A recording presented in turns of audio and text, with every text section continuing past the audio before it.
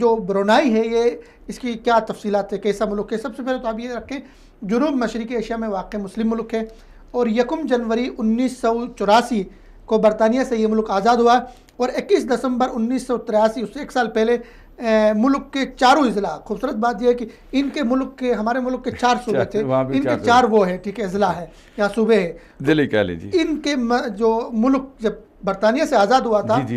آزادی کی قراردادیں پاس ہو گئی تھی، تو ان کے تمام اضلاع کی مساجد کے اندر اجتماعات ہوئے تھے، اور ان اجتماعات میں دعائیں ہوئی تھی ملک کی آزادی کے لیے، اور ملک کی تاسیس بنیاد ان مساجد میں رکھی تھی۔ اور اسی طرح 1999 سے 2008 تک ترقی کی رفتار اس ملک میں 96% رہی، اور یہ ترقی یافتہ ممالک میں سے ایک ملک ہے۔ جنوبی ایشیا کی ریاستوں میں سنگاپور کے بعد اس کا دوسرا نمبر ہے،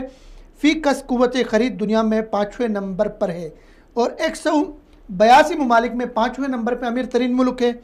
معدنی دولت سے مالا مال ہے، گیس تیل یہاں کے ذخائر ہیں، اور اسی طرح یہاں کے جو حکمران ہیں 72 سالہ سلطان حسن البلقی یہاں کے حکمران ہیں اور بادشاہ ہیں۔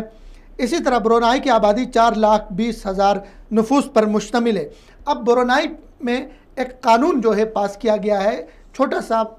4 لاکھ آبادی ہے تو چھوٹا سا ملک ہے، لیکن اسلامی سوچ کے اوپر اس کی پروان چڑھی ہے، بہت امیر ترین ملک ہے، دنیا کے کسی ملک کے ساتھ اس کے کوئی پنگے نہیں تھے، یہاں کا ہر فرد امیر ہے، یہاں کی حکومت امیر ہے، یہاں کے عوام امیر ہے۔ انہوں نے قانون پاس کیا ہے، وہ قانون تھا توہین رسالت، اور اسی طرح ریپ، لواطت، ڈکیتی، یہ ان جرائم کا ارتکاب کرنے والا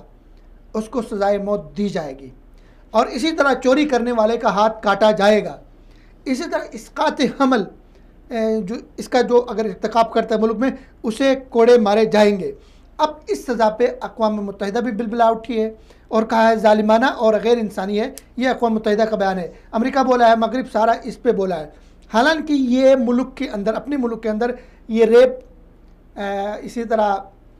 چوریاں، ڈکیتیاں، قتل، اس طرح کی وارداتوں کو روکنے کے لیے انہوں نے اسلامی شریعت کا نفاذ کیا ہے، نبی صلی اللہ علیہ وسلم کی توہین کو روکنے کے لیے انہوں نے وہاں پہ قانون پاس کیا ہے، ان کا جو پینل کوڈ ہے اس نے، تو آج سے اس کی امپلیمنٹ ہونی ہے، تو پوری دنیا چیخ رہی ہے، چلا رہی ہے کہ یہ ایسا کیوں ہو رہا ہے۔ حالانکہ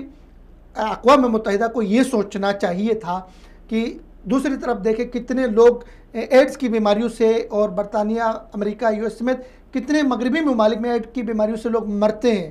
ہلاکتیں ہوتی ہیں۔ یہ اگر ایڈز کے اوپر پابندی لگانے کے لیے، ریپ کے واقعات ہمارے کتنے ممالک میں دنیا میں، ہندوستان سمیت ریپ کے واقعات ہوتے ہیں، ان کے تدارک کے لیے اگر ایسا